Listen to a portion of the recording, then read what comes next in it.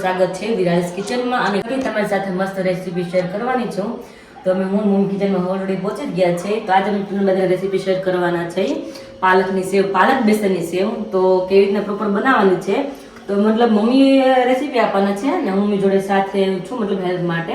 કારણ કે મેં એક વખત સેવ બનાવી નથી પાલકની સેવ. મમ્મી કે આપણે સુરતમાં બધા બહુ બનાવે, તો આપણે મમ્મી રેસીપી આપે બધાને આપણે શેર કરશું કે પાલક બેસનની સેવ કેવી રીતના બને. કન્ટિન્યુ બનાવી રહેજો મારા વિડીયોમાં, નકર તો તમે સ્કીપ કરશો તો તમને ખબર નહીં પડે કે પાલક ક્યારે નાખી ને કેટલો બેસન લેવાનો છે એકચ્યુઅલીમાં. એટલા માટે 250 ગ્રામ પાલક લઈ લીધી છે. કટિંગ કરીને આવી રીતના કટિંગ કરી નાખવાનું છે અને મસ્ત એને વોશ કરી લેવાની છે પાલકને.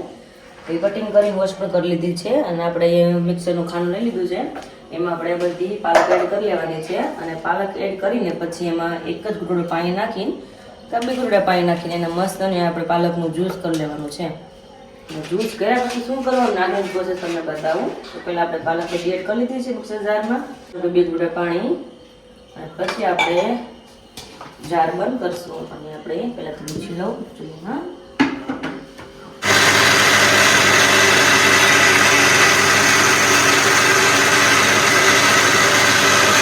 આપણે અહીંયા પાલકનું જ્યુસ થઈ ગયું છે અને આપણે એને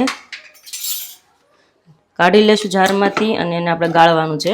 કારણ કે આપણે સેવ કરીને તો એમાં જો પાલકને જરીકી કણી કણી આવે તો આપણે સેવ બને એની સંચામાં ચાલે નહીં. બધું પેલા પાલકનું જ્યુસ આપણે ગાળી લેશું અને પાલકનું જે જ્યુસ નીકળે ને નીચે એનાથી જ આપણે સેવ બનાવવાની છે. તો એ બધી સામગ્રી અમે લઈ લીધી છે અને એમાં છે સૌથી પહેલા જોશે બેસન.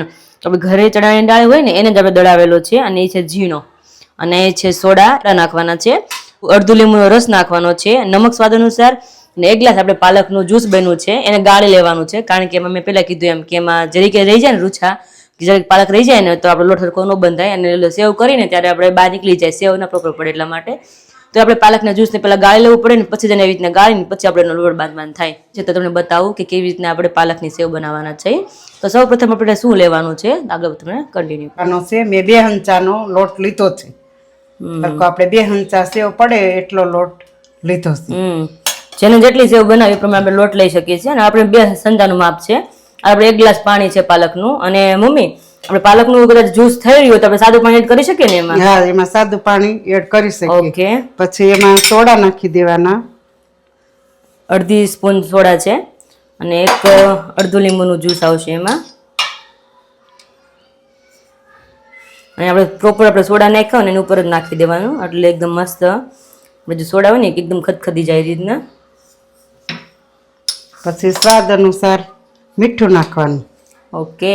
1 સ્પૂન 2 સ્પૂન 2 સ્પૂન જેટલું થશે. અને હા, અને મીઠું ન હોય તો આપણી સેવ મતલબ નકામે. મીઠા વગર તો કોઈ ખાવાનું જ છે નહીં. હોય કહેવાનું ખાલી મીઠું, પણ કેટલું આટલું હોય એની વગર બધું સ્વાદ ખોટો. તમે ગમે એ વસ્તુ નાખો તો ભલે. હવે મમ્મી નાખે છે એમાં હિંગ. હિંગ નાખી છે 1 સ્પૂન. અને 1 ચમચી તીખી સેજ બનાવી તો ચટણી નાખવાની, અને ન તીખી બનાવી તો નહીં નાખવાની. ઓકે. તો સાદી બનાવવાની. તો મમ્મી 1 સ્પૂન મરચું નાખ્યું છે, લાલ મરચું આવે ને એ. હવે એમાં જશે ઓઇલ મોણ માટે. તો 1 પાવડું નાખ્યું છે. આ 2 પાવડા ઓઇલ છે. ટોટલ 3 પાવડા મોણમાં જશે. Okay, done. હવે એને મિક્સ કરી દેવાનું. હવે એને મિક્સ કરી દેવાનું. અને પછી આ બધું આમ મુઠ્ઠી આમ કરી એક સરખું કરી અને પછી લોટ પાલકનું પાણી નાખવાનું. ઓકે. તો આ રેસીપી તો બધા શીખશે, પણ હું પણ શીખી જઈશ કે પાલકની સેવ કેવી રીતના બનાવાય. તો પ્રોપર આ રીતના મસળીને બધા લોટમાં મતલબ તેલ ચડી જાય એ રીતના આપણે મસળીને બધા લોટને એકદમ મસળવાનું છે અને બધા લોટમાં મોણ ચડી જાય એ રીતના. મોણ મિક્સ થઈ ગયું છે. હવે આ પાલકનું ગ્રીન પાણી છે એ નાખવાનું. નાખતું જવાનું અને બાંધતું જવાનું લોટ. એટલે આપણે એકદમ મસ્ત ગ્રીન કલરની સેવ થશે. લોટ જો આવી રીતે ઢીલો નહીં થાય, આ બરોબર ચાલે, હંચામાં હાલે સરસ.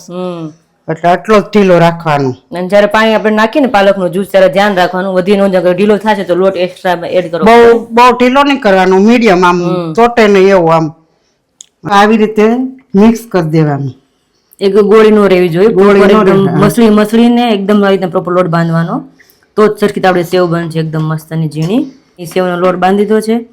આટલો ઢીલો રાખવાનો તમે જોઈ શકો છો. જો આવી રીતે આટલો આમ રાખવાનો એટલે આમ પડે સંચામાં ભરાય સરખી, હમ નકર અંદર પછી ઓલું પડે, ગાંઠિયા બહાર આવે સેવ નો આવે. ગાંઠિયા આવે એમ, સેવ હા ના ઘઉંનો લોટ હોય ને, કઠણ લોટ હોય ને તો સેવ નો પડે, ગાંઠિયા બહારથી નીકળી લેવું થાય. ઓહો. અને પાડવામાં કેવડાવે ને હા પડે નહીં, ચમચો ન સેવ પડે. નો બહાર જ નો આવે તમારે કોઈ હા. સેવ જ. અને પ્રોપર આવી રીતના લોટ એકદમ ઢીલો તો જ સરખી સેવ પડે આની. તો અહીંયા આપણે મસ્ત લોટ બનાવીને રેડી થઈ ગયો છે. ગરમ કરવા તેલ મૂકી દઈએ આપણે હવે, હા. અને પછી બતાવીએ પ્રોપર કે સેવ કઈ રીતના પાડવાની, કેવી રીતના સંચામાં ભરવાની, પ્રોપર તમને બધું અહીં તમને હું શેર કરીશ. તો પ્રોપર આપણે પાલકની સેવનો લોટ બંધાઈ ગયો છે. આ રીતનો લોટ બાંધવાનો છે. અને આપણે લીધો સંચો, અને આપણે કેટલીક ઝીણી સેવ પાડવાની છે એ તમને હું બતાવી દઉં. તો આ ઝીણી સેવ, આટલી ઝીણી સેવ પડશે. આનાથી એકદમ વધારે ઝીણી હોય અને આનાથી સહેજ મોટી હોય તો ગાંઠિયા પડી જાય. અને ઓલી હાવ ઝીણી આપણે જે દાબેલીમાં નાખીને એ સેવ છે, પણ એ તો આપણે મજા ન આવે ખાવામાં. એટલે આ મીડિયમ સાઈઝની લઈને તો આની સેવ મસ્ત પડે. તો આપણે એમાં ઓઇલ લગાવવું પડે, એટલે નકર તો બેસનનો લોટ હોય ને એમાં ચોટી જાય. એટલે સંચામાં અને આમાં ફરતે ઓઇલ લગાવીને પછી આમાં ફિટ કરવાનું હોય. આપણે સંચો આવો છે એટલે નીચેથી ફિટ થશે. આખા હંચાની અંદર ફરતે આપણે તેલ લગાવવું પડે, નકર અંદર બેસન ચોટી જાય એટલા માટે. અને એક જ વાર લગાવવાનું, વારે પછી નહીં લગાવવું પડે, એક જ વાર લગાવી દેવાનું. પ્રોપર લગાઈ ગયું છે. હવે આપણે અંદર લોટ નાખશું, અને ન હાલે તો આવી રીતના ભીનું કરતું જવાનું એકવાર ચમચીને, અને પછી પાછા આવી રીતના પાણીમાં બોળીને ચમચીને પછી પાછો લોટ લેવાનો. એટલે છે ને ચમચીમાં લોટ ચોટી ન જાય, સમજાણું? પાણીને હારે રાખવાનું થોડું થોડું, એટલે ચોટે નહીં, સંચામાં ન ચોટે અને ચમચીમાં લોટ પડી જાય આરામથી. નકર બધું ચમચીમાં જ લોટ ચોટે એવું થાય, એટલા માટે. તો પ્રોપર આપણે 2 ચમચાને લોટ બાંધ્યો હતો, તો આપણે 2 ચમચાનો પ્રોપર લોટ બંધાણો છે, એટલો જ થયો છે. ભરાઈ ગયું છે. અને તેલ ગરમ થાય એટલે તમને પ્રોપર બતાવીશ. અને હવે આપણે ઉપરથી પેક કરી દઈએ, અને પછી આપણે સેવ પાડવાનું સ્ટાર્ટ કરી દઈએ. બતાવું કે કેવા આપણે ગૂંચળા પાડવાના, ગૂંચળા. તો આપણે તેલ ગરમ થઈ ગયું છે, તો મસ્ત આપણે સેવ પાડવા મળી પાલકની. તો મસ્ત ની જો, હા હા હા હા હા, ગૂંચળા થશે બાકી. અરે પણ વાહ. તો આવી રીતના રાઉન્ડ શેપમાં સેવ પાડવાની, એટલે એકદમ મસ્ત ગૂંચળું થાય, જેમ બહાર હોય ને રીતના ગૂંચળા પડે.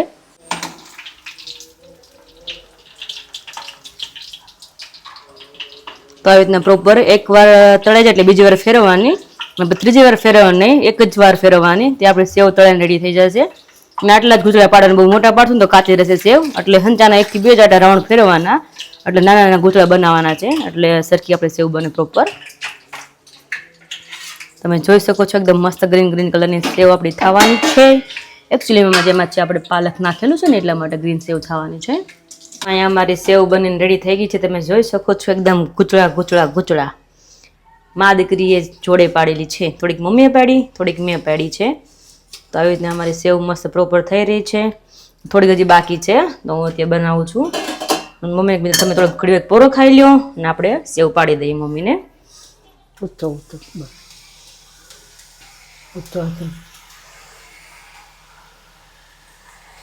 આવી રીતના ધીમે ધીમે હંચાને, પછી પડી જાય ને પછી રાઉન્ડ પાછો લેવાનો, એટલે સેવ પાછી પડતી બંધ થઈ જાય, એવી રીતના હોય. નકર તો સેવ આવ્યા જ કરે, તમે હંચાના પાછો ન ફેરવો ને તો એટલા માટે. આકાશ, શું કહે છો? મારે ગૂંચળા અલગ પડે છે અને મમ્મીને ગૂંચળા અલગ પડતા હતા. તમે બધા ડિઝાઇન પાડતા હોય ડિઝાઇન પાડી, ડિઝાઇન વેરીફાઈ કરી હોય કે કયું ગૂંચળું જો પણ જો. વિરાલીન ડિઝાઇન વાળું પડ્યું. ડિઝાઇન વાળો પીડ્યું કાવો તો પછી ડિઝાઇન વાળા માણસો રહ્યા ને, નવા માણસો, એટલે ડિઝાઇન વાળું પડ્યું. હવે અત્યારના યંગ હોય તો અલગ પડે ને કઈક પેટર્ન એટલે એવું છે.